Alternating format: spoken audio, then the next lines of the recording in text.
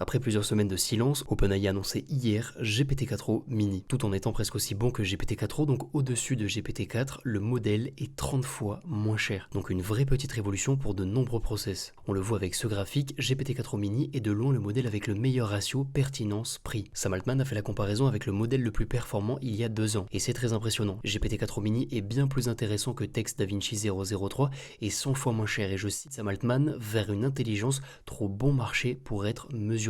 Le modèle a un contexte de 128 000 tokens, donc si vous utilisez GPT 3.5, c'est le moment de changer de modèle, et si vous utilisez GPT-4o, faites des tests, ça peut être intéressant de changer. Si vous avez un abonnement de ChatGPT+, c'est de plus en plus intéressant de se désabonner et de combiner plusieurs IA. En premier, on a ChatGPT version gratuite, maintenant équipé de GPT-4o mini à la place de GPT 3.5, et vous avez des appels gratuits à GPT-4o classiques chaque jour. Ensuite, on a le Playground OpenAI ou Hugging Face Chat pour avoir des GPT, et Claude 3.5 sonné en backup sur du code. D'après mes tests et les tests de la communauté, Claude 3.5 est de loin l'IA la plus intéressante en code. Et dernier point, ce qui m'empêche de switcher aujourd'hui, c'est mes très nombreux GPT et le mode ChatGPT conversation vocale. OpenAI QStar V2, un nouveau projet secret nommé Strawberry serait en cours de test chez OpenAI. Ce serait une IA orientée raisonnement et résolution de problèmes complexes. Ce nouveau modèle serait par exemple en mesure de naviguer sur Internet de manière autonome pour mener ce qu'OpenAI appelle des recherches approfondies, donc c'est un peu similaire à ce que propose Perplexity depuis peu. Je vous mets en description cette vidéo qui explique le process derrière une IA type QStar, et c'est sans aucun doute ce type d'IA qui rythmeront l'année 2025. Prochaine actualité, Mistral en collaboration avec Nvidia a annoncé Mistral Nemo, un modèle open source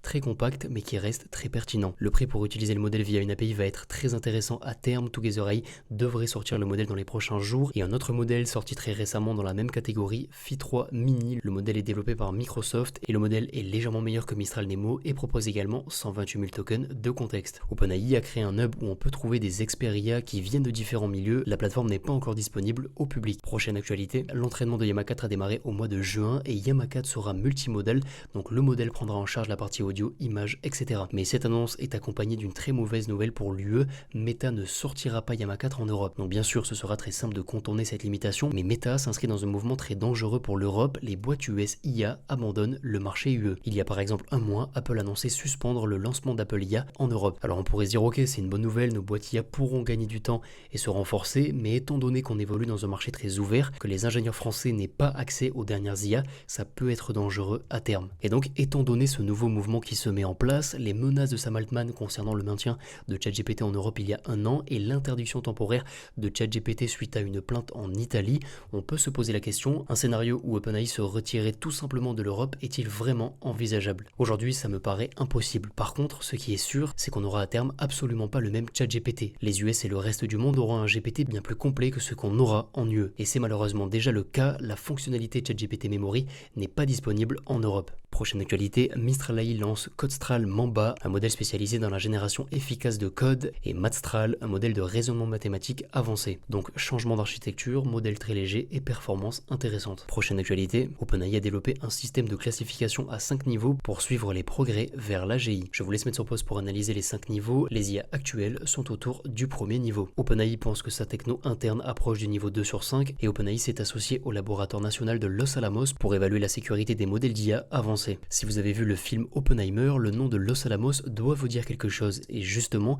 certains experts commencent à comparer la course à l'AGI au projet Manhattan. Je vous mets une vidéo en description où j'analyse le scénario d'une AGI incontrôlable. Prochaine actualité, le premier réseau social 100% IA est disponible. Vous êtes le seul humain et toutes les interactions sont générées par des IA. Gemini 2 serait bientôt prêt du côté de Google, donc hâte de voir ce que va proposer Google. Prochaine actualité, et c'est un concept très intéressant, un site web propose une négociation du prix de ses produits via un chatbot dopé à l'IA. Suivant les produits que vous vendez et suivant votre niche, ça peut être très intéressant d'ajouter un système similaire. Apple, Anthropic, Nvidia ou encore Salesforce sont accusés d'avoir utilisé les sous-titres de vidéos YouTube dans l'entraînement de leurs IA, et la réaction de Marcus Brownlee est assez intéressante. Apple a publié il y a quelques heures un modèle 7B qui dépasse Mistral 7B, mais ce qu'il y a de très intéressant avec ce modèle, c'est que le dataset est public. Nintendo n'utilisera pas l'IA dans ses process, donc c'est une annonce totalement à l'opposé de l'annonce du patron de Klarna. L'annonce a rassuré des ingénieurs et des designers de l'industrie du jeu vidéo, mais la concurrence ne s'imposera jamais cette restriction, donc les licences Nintendo risquent de perdre de la vitesse sur le long terme. Google aurait trouvé un moyen de rendre l'entraînement des IA jusqu'à 10 fois plus rapide, une potentielle révolution pour le secteur quand on sait que l'entraînement de GPT-4 a coûté 100 millions d'euros et a duré 3 mois. Prochaine actualité, Grok a publié 2 versions fine-tunées de Llama 3 spécialisées spécialisé dans le function calling et la version 70B serait plus intéressante que GPT-4o ou encore Claude 3.5 Sonnet. On a ensuite la démo d'une manipulation d'une génération d'images en direct et prochaine actualité, et c'est un outil Rodin AI, création d'avatar en 3D très réaliste à partir d'une image. Avant dernière actualité, et on switch sur de la politique, Trump qui est candidat à la présidentielle US qui aura lieu en novembre souhaite, je cite, faire des US le premier pays en matière d'IA. Donc étant donné que les US sont déjà premiers en IA, si en novembre 2024 le gouvernement se met à soutenir les boîtes IA, les US risquent de prendre une avance assez impressionnante. Parmi les annonces, on a annulation du décret Biden qui encadre entre guillemets le développement de l'IA et accélération du développement des sources d'énergie. En résumé, moins de normes, moins de restrictions, accélération